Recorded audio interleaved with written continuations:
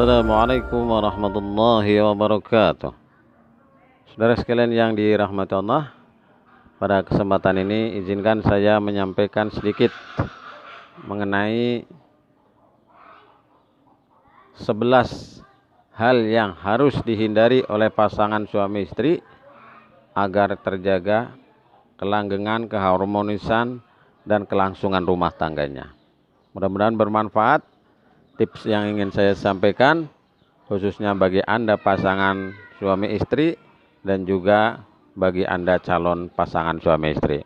Oke, saudara sekalian yang dirahmati Allah, apa yang harus kita hindari pada hubungan rumah tangga agar hubungan rumah tangga ini terjaga keharmonisannya? Yang pertama adalah mengungkit persoalan-persoalan masalah-masalah lama. Jadi ini harus dihindari, ya, mengungkit tentang mantannya, mengungkit tentang dulu siapa, atau masalah-masalah lama. Ini hendaknya dihindari, saudara sekalian. Ini menjadi perhatian bagi semuanya, ya, untuk menjaga kelangsungan kebersamaan rumah tangga. Hendaknya dihindari untuk mengungkit masalah-masalah lama. Ini sama saja dengan melukai, ya, menimbulkan luka lagi, menimbulkan luka lama menjadi luka kembali.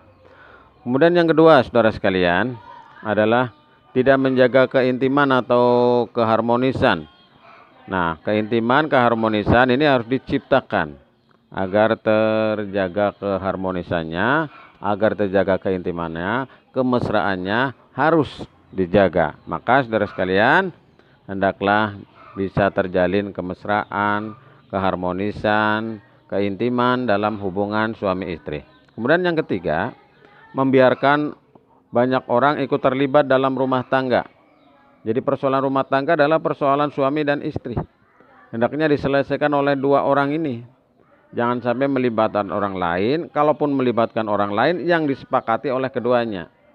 Jadi misalnya ada persoalan, oke, kita mengangkat seorang menjadi penengah, si A misalnya. Ini boleh, silahkan. Tapi kalau dalam pandangan psikologi, ini kalau melibatkan banyak orang maka akan menimbulkan banyak persoalan lagi. Misal, ini kepada bapaknya, kepada ibunya, lapor ada apa-apa, lapor kepada orang tuanya atau kepada mertuanya. Nah, ini akan menimbulkan konflik-konflik baru. Maka selesaikanlah persoalan di antara suami dan istri itu sendiri. Kemudian yang berikutnya, saudara sekalian, yang keempat, ini adalah berharap pasangan dapat membaca pikiran kita. Jadi seringkali kita ini menganggap bahwa orang lain itu supaya membaca pikiran kita. Tapi hendaklah kita ini menjelaskan tentang pola pikir kita, menjelaskan tentang jalan pikiran kita, dan seterusnya, sehingga kita bisa memahamkan kepada orang lain. Jangan orang berharap kepada pasangan ini memahami dengan sendirinya. Ini menjadi sesuatu yang sangat sulit. Maka hendaklah ini dihindari, saudara sekalian. Kemudian yang kelima ini adalah bertengkar untuk merasa menang. Jadi jangan sampai kita bertengkar untuk merasa menangan antara suami istri. Ini apa nih? Kalau ada yang menang, ada yang kalah. Tapi hendaknya salah satu harus mengalah atau kita mengalah, belajar mengalah, dan seterusnya. Kalau masing-masing merasa benar, masing-masing merasa menang, nanti akan timbul konflik-konflik berikutnya, ya, yang suatu saat mungkin bisa meledak. Nah, ini jangan sampai. Kemudian yang keenam, saudara sekalian, ini menjadikan anak sebagai solusi, ya. Jadi seringkali tidak dipertimbangkan bagaimana agar dia memiliki anak lagi. Dianggapnya anak ini sebagai solusi. Itu bukan solusi, tapi itu adalah memang sebuah sunnatullah. Jadi jangan sampai gara-gara kita tidak punya anak begitu. Jangan begitu. Gara-gara kita punya anak satu, jangan begitu. Jangan menyalahkan anak, sekaligus anak jangan sampai dijadikan sebagai kambing hitam atau itu menjadi persoalan-persoalan yang menjadi alasan untuk berkonflik. Ini anak jangan, ya. Jadi jadikanlah anak ini sebagai amanah, sebagai ujian, sebagai nikmat, dan seterusnya. Nah, kemudian yang ketujuh, ya, tidak mendiskusikan topik-topik seks atau topik-topik hubungan intim ini menjadi kaku, tidak dibicarakan. Maka hendaklah dibicarakan di antara keduanya supaya tercipta hubungan yang baik. Dibicarakan supaya apa? Masing-masing mengalami kepuasan.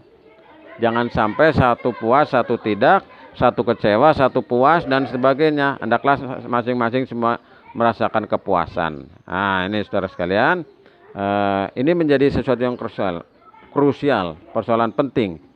Karena seks itu adalah merupakan salah satu faktor utama keharmonisan rumah tangga. Ini yang seringkali tidak disadari oleh pasangan suami istri.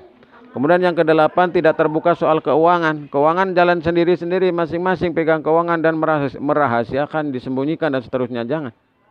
Tapi terbukalah, ini mana untuk rutin, ini untuk belanja makan, untuk sekolah, ini untuk insidentil, ini untuk beli ini dan sebagainya, dibicarakan dengan baik agar terjadi keharmonisan yang baik, hubungan yang baik di antara suami dan istri.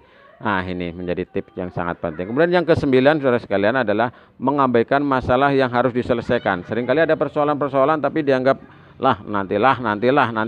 Itu persoalan enteng ini gampang. Padahal itu adalah persoalan penting yang harus diselesaikan. Misalnya apa? Contohnya, anak mau kuliah, anak mau sekolah, itu harus diselesaikan. Kemana sekolah, kemana kuliah, dan bagaimana solusinya. Nah, kemudian yang ke-10, membuat keputusan tanpa memberitahu pasangan. Misalnya pinjam utang yang besar, tidak memberitahukan. Atau ada keputusan-keputusan dia ngelamar, menikahkan, atau sunatan, atau apa saja. Keputusan-keputusan untuk persoalan ini, tapi tidak diberitahu kepada yang lain. Nah, ini hendaknya yang ke-10 ini dihindari. Nah, yang terakhir, yang ke-11 adalah menyia-nyiakan satu sama lain. Hendaklah satu sama lain saling perhatian dan tidak menyia-nyiakan, dibongke, memanusiakan, menghormati, memuliakan satu dengan yang lain. Insya Allah akan tercipta hubungan yang baik, yang harmonis, sakinah, mawadah, warohmah. Demikian saudara sekalian 11 tips yang harus dihindari agar rumah tangga ini menjadi bahagia, sejahtera lahir batin. Insya Allah mudah-mudahan bermanfaat. Sekian, assalamualaikum warahmatullahi wabarakatuh.